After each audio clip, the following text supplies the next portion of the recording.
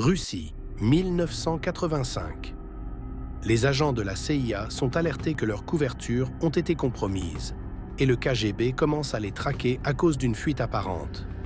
Une femme parvient à atteindre l'ambassade des États-Unis, mais elle est éliminée.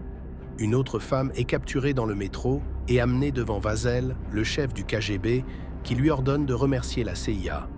Plus tard, un colis est livré à l'agent de la CIA, Lenny Miller, contenant la tête de la femme assassinée. 5 ans plus tard, Anna, une vendeuse de rue, est abordée par un recruteur français pour une agence de mannequins. Trouvant sa beauté saisissante, il lui propose un travail. Anna est hésitante car elle étudie, mais l'homme la convainc d'accepter.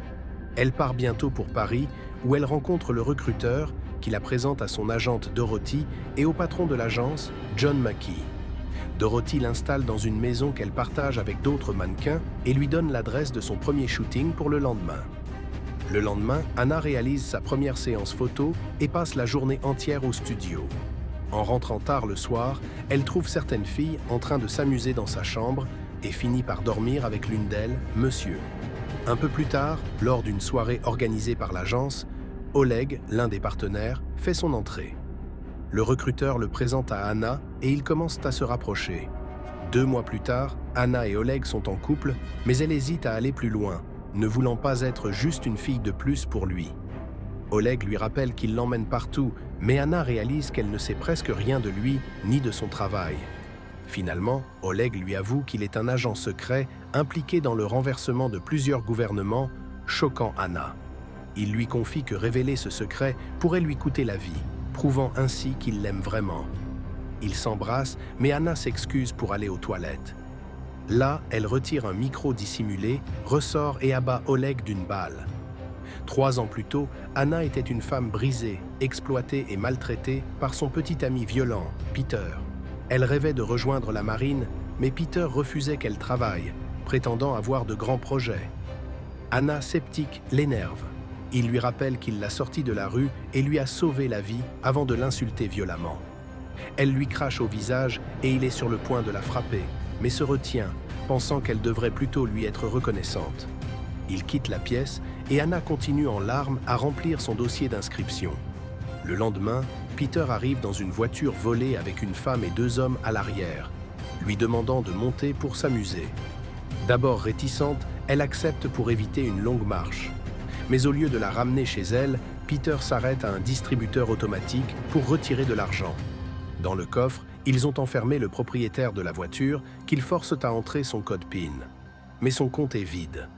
Anna les supplie d'arrêter, mais Peter refuse de partir sans argent. 2 policiers surviennent et l'un des amis de Peter ouvre le feu avant d'être abattu. Peter et l'autre ami s'enfuient en voiture avec Anna, poursuivis par la police. Après une course-poursuite chaotique, leur voiture est percutée et se retourne. Peter et Anna rampent hors du véhicule et rentrent chez eux. Anna s'assoit dans la cuisine, mais un agent du KGB, Alex Chenu, l'attend déjà. Il lui pointe une arme et lui dit qu'elle est arrivée à un moment de sa vie où elle doit faire des choix difficiles. Lorsque Peter entre dans la cuisine, Alex l'abat immédiatement. Il révèle qu'il connaît l'inscription d'Anna à la marine et son passé de cadette brillante en jeu d'échecs. Son profil intéresse ses supérieurs, qui veulent développer ses compétences. Il lui propose un contrat, 5 ans comme agent de terrain, après quoi elle sera libre. Anna sait qu'elle ne sortira jamais vivante après avoir vu le visage d'Alex. Elle refuse et s'ouvre la main, préférant mourir que d'être piégée dans une autre prison. Alex est déçu et l'accuse de déshonorer la mémoire de ses parents. Il lui conseille d'arrêter de faire confiance aux hommes et d'apprendre à se faire confiance. Ses paroles la touchent et elle pense sa plaie. 3 ans plus tard, Anna est dans une salle d'interrogatoire de la CIA, observée par l'agent Miller. Il entre, impressionné par son ascension fulgurante de vendeuse de rue à mannequin de renommée mondiale en 6 mois. Il l'interroge sur sa relation avec Oleg, mais elle prétend qu'il n'était qu'un partenaire de l'agence. Miller lui montre des images prouvant qu'elle était présente à l'hôtel le jour du meurtre d'Oleg, mais elle assure qu'elle ne l'a jamais vu. Miller semble accepter son mensonge et lui dit qu'ils resteront en contact. 6 mois plus tôt, Alex amène Anna devant sa supérieure, Olga. Peu impressionnée par son dossier, Olga doute qu'elle soit apte au KGB. Alex vante ses compétences et Olga lui demande de réciter des codes du KGB. Impressionnée par son savoir et son audace, Olga décide de lui donner une mission test, tuer une cible et récupérer son téléphone. Lorsqu'Anna tente d'abattre sa cible dans un restaurant, son arme est vide. Elle doit alors affronter plusieurs gardes en utilisant ses talents de combat. Olga, à l'extérieur, la chronomètre. Anna massacre ses assaillants avec brutalité, avant d'être frappée par sa cible qui tente de l'étrangler. Elle le tue avec une fourchette. Après 5 minutes, Olga veut l'abandonner, mais Alex insiste pour lui laisser 1 minute de plus. Anna parvient à s'échapper avec le téléphone et accuse Olga de l'avoir piégée. Olga lui répond que les ennuis n'envoient jamais d'avertissement. Anna comprend la leçon et Olga semble satisfaite. Par la suite, Anna reçoit une mission, tuer Oleg. Après l'avoir abattu et volé ses fichiers, elle s'échappe en changeant de déguisement.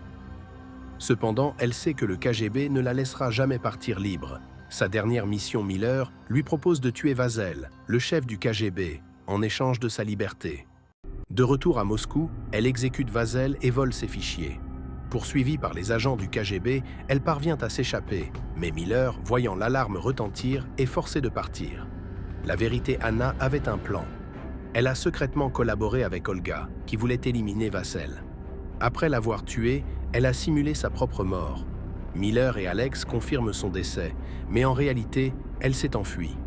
Quelques mois plus tard, Olga, devenue chef du KGB, découvre une vidéo d'Anna lui demandant de tenir sa promesse et d'effacer son dossier. Si elle ne le fait pas, des preuves de son implication dans le meurtre de Vazel seront dévoilées. Olga, impressionnée par l'intelligence d'Anna, sourit avant d'effacer son fichier. Anna, désormais libre, disparaît pour de bon.